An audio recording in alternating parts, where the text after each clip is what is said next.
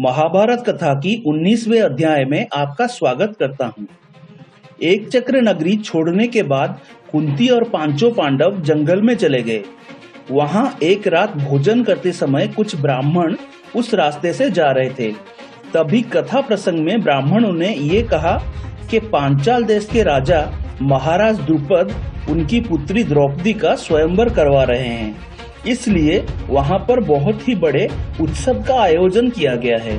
तो इसलिए वे सारे वहाँ पर जा रहे थे और उन्होंने पांडवों को भी वहाँ पर जाने का प्रस्ताव दिया।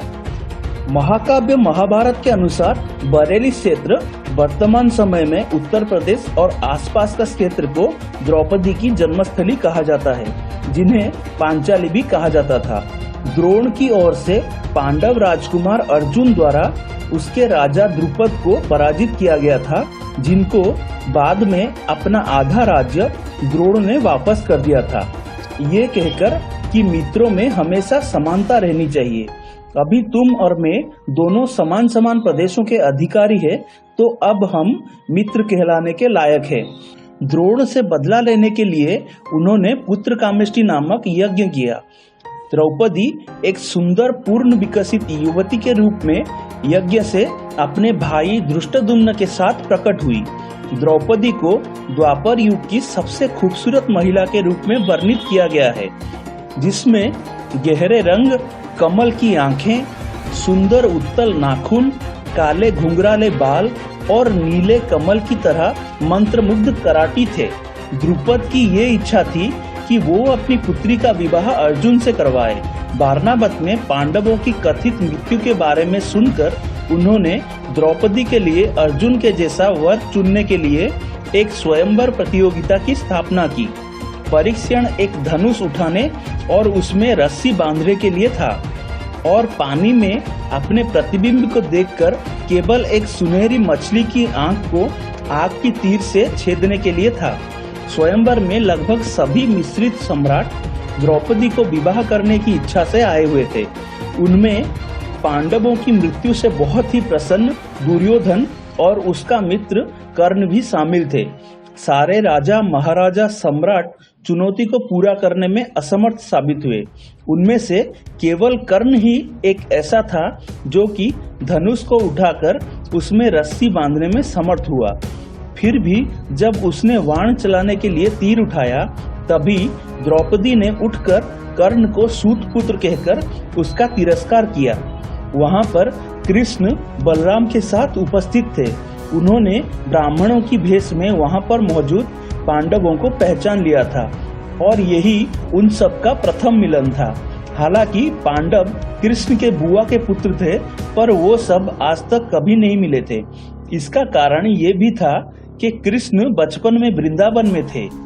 जब कंस वध के उपरांत वो मथुरा आए, तब जरासंध के कारण उन्हें मथुरा छोड़कर द्वारका में जाना पड़ा। यहाँ पांडव जंगल में ही जन्म हुए थे और जब युधिष्ठिर युवराज बने, तब पांडव राज्य जय करने हेतु युद्ध के लिए रवाना हो गए। वापस आए तो वारणावत का षड्यंत्र का सामना करना पड़ा, पर उन सबको एक दूसरे के बारे में ज्ञान था। स्वयंवर में सभी राजा एक एक करके हारने के बाद द्रुपद ने बोला कि शायद अर्जुन के बाद पूरे संसार में और कोई वैसा धनुर्धर बचा ही नहीं है।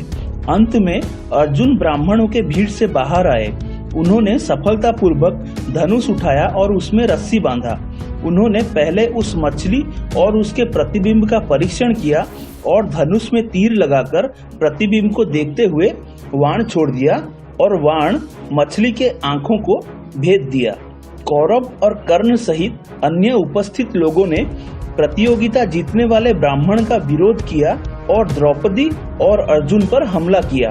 अर्जुन और भीम सभी उपस्थित लोगों को हराकर द्रौपदी की रक्षा करते हैं और पीछे हटाने में सक्षम होते हैं। जब द्रौपदी पांचों पांडवों के साथ कुंती से मिलने पहुंचती है, तो वे उसे सूचित करते हैं कि अर्जुन ने भिक्षा प्राप्त की। उस समय कुंती उनके तरफ बिना देखते हुए ही कहती है कि भाइयों में समान रूप में भिक्षा बांट लो। ये ममतामयी आज्ञा से पांचों भाई द्रौपदी के 5 पति बन गए, पर इसके कारण कुंती के मन में दुख होता है। वहां पर कृष्ण आके पहुंचते हैं और द्रौपदी के पिछले जन्म के वर के बारे में बताते हैं, जो कि उसे महादेव से मिला था। इसके बारे में हम पिछले अध्यायों में बात कर चुके हैं। बाद में द्रौपदी पांडवों से 5 पुत्रों की जननी बनती है। उन्हें उप पांडव के नाम से जाना जाता है। उनके नाम थे प्रतिबिंध्य, युधिष्ठिर से, श्रुतसोमा, भीम से, श्रुतकर्ण, अर्जुन से, शतनिक, नकुल से और श्रुतसेन सहदेव से, जिन्हें अश्वत्थामा ने अपने पिता द्रोण की मौत का बदला लेने के लिए युद्ध के 18वें दिन पांडव शिविर में मार डाला था। जय श्री कृष्ण।